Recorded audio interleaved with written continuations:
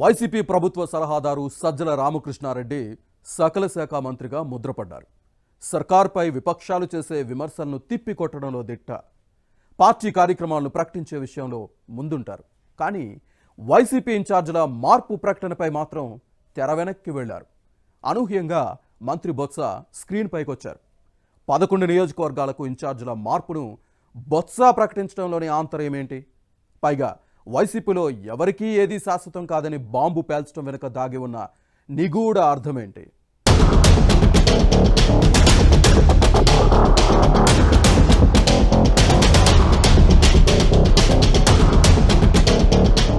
సజ్జల రామకృష్ణారెడ్డి తెలుగు రాష్ట్ర రాజకీయాల్లో ఈ పేరు తెలియని వారు ఉండరు. వైసీపీ ప్రభుత్వ సలహాదారుగా చక్రం తిప్పుతున్న నేత.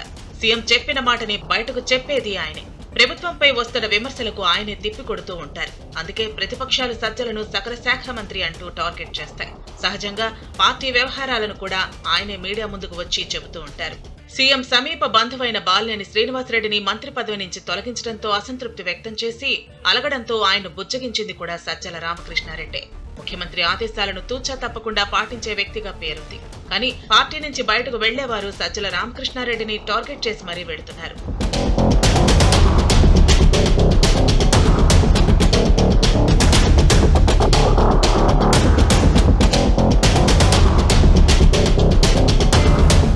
వైసీపీ నాయకత్వం ఇటీవల 11 నియోజకవర్గాల ఇన్ఛార్జీలను మార్చింది. ఈ విషయాన్ని మీడియాకు చెప్పేందుకు సజ్జలతో పాటు మంత్రి బొత్స సత్యనారాయణ కూడా వచ్చారు. కానీ బొత్సనే ప్రకటించారు. రాష్ట్రంలో చీమ చిటుకుమన్నా, అది ప్రభుత్వ కార్యక్రమం అయినా, పార్టీ యాక్టివిటీ అయినా ప్రతిపక్షాన్ని టార్గెట్ చేయడంలో సజ్జల ముందుంటారు. ఉదయం సాయంత్రం కూడా మీడియా ముందుకు రావటం, నీలి మీడియాకు నేరుగా ఇంటర్వ్యూలు ఇస్తూ ఉంటారు. ప్రతిపక్షాలను విమర్శించడం ఆ సలహాదారు దినచర్యలో భాగంగా మారింది. కానీ ఇన్ఛార్జీల మార్పు అంశాన్ని మాత్రం సజ్జల నేరుగా ప్రకటించకుండా మంత్రి బొత్సకు ఆ బాధ్యత అప్పగించడం హాట్ టాపిక్ గా మారింది. బైపాస్ సర్జరీ చేయించుకుని హైదరాబాద్ లో 15 రోజుల పాటు విశ్రాంతి తీసుకుని వచ్చిన బొత్సకు మరుసటి రోజే తాడేపల్లి ప్యాలెస్ నుంచి పిలుపు వచ్చింది. సాయంత్రం ప్యాలెస్ కు వెళ్లిన వెంటనే మార్పులు చేర్పులు కూడా ఆయన దృష్టికే తెచ్చింది పార్టీ నాయకత్వం.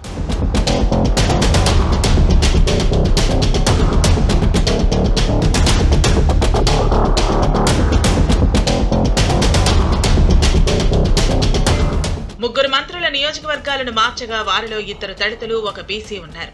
సొంత స్థానాల నుంచి బయటకు పంపడం అంటే ఆ నేతలకు అవమానకరంగా ఉంటుందనే విషయం అందరికీ తెలిసిందే. అయితే ఈ ప్రకటన మాత్రం బొత్స సత్యనారాయణ చేయడం రచ్చగా మారింది. పార్టీ యాక్టివిటీపై ఎప్పుడు మీడియా ముందుకు వచ్చే సజ్జల సీరియస్ అంశమైన నియోజకవర్గాల ఇన్ఛార్జీల మార్పుపై ఎందుకు మాట్లాడలేదనే అంశంపై చర్చ జరుగుతోంది. ఇది బెడిసికొట్టే విషయం కావడంతో సీనియర్ నేత బొత్సను రంగంలోకి దించినట్లు ప్రచారం జరుగుతోంది. ఈ మొత్తం ఎపిసోడ్ లో బొత్సను విలన్ గా చూస్తున్నారని కూడా పార్టీ వర్గాలు చెబుతున్నాయి.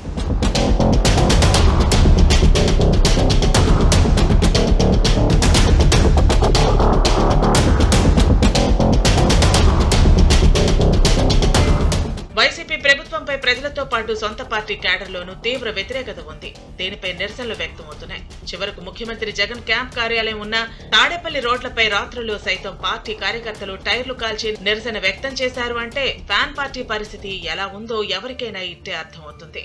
రాజ్యసభ సభ్యుడు, కోస్తా జిల్లాల ఇన్ఛార్జ్ అయోధ్య రామిరెడ్డిని నడి రోడ్డుపై నిలదీసిన పరిణామాలు హైకమాండ్ ను కలవరపెడుతున్నాయి. వ్యాన్ పిక్ కేసులో జగన్ తో పాటు జైల్లో ఉన్న మాజీ మంత్రి మోపిదేవి వెంకటరమణ సీఎంకు అత్యంత సన్నిహితుడు. ప్రస్తుతం రాజ్యసభ సభ్యుడిగా ఉన్నారు. కానీ రేపల్లి నియోజకవర్గానికి ఇన్ఛార్జ్ బాధ్యతల నుంచి తప్పించే ముందు కనీసం సంప్రదించలేదు. దీంతో ఆయన అనుచరులు రేపల్లిలో నానా రభసా చేశారు. నియోజకవర్గ ఇన్ఛార్జీల మార్పు సున్నితమైన అంశం కావడంతో ప్రకటన బాధ్యతను మంత్రి బొత్సకు అప్పగించారన్న ప్రచారం ఉంది. సజ్జల మధ్యలో జోక్యం చేసుకున్నప్పటికీ సర్ది చెప్పడానికి మాత్రమే పరిమితమయ్యారు. ప్యాలెస్ లోపల ఇచ్చిన స్క్రిప్ట్ ప్రకారమే బయట యాక్షన్ జరిగిందని వైసీపీ వర్గాల్లో గుసగుసలు వినిపిస్తున్నాయి.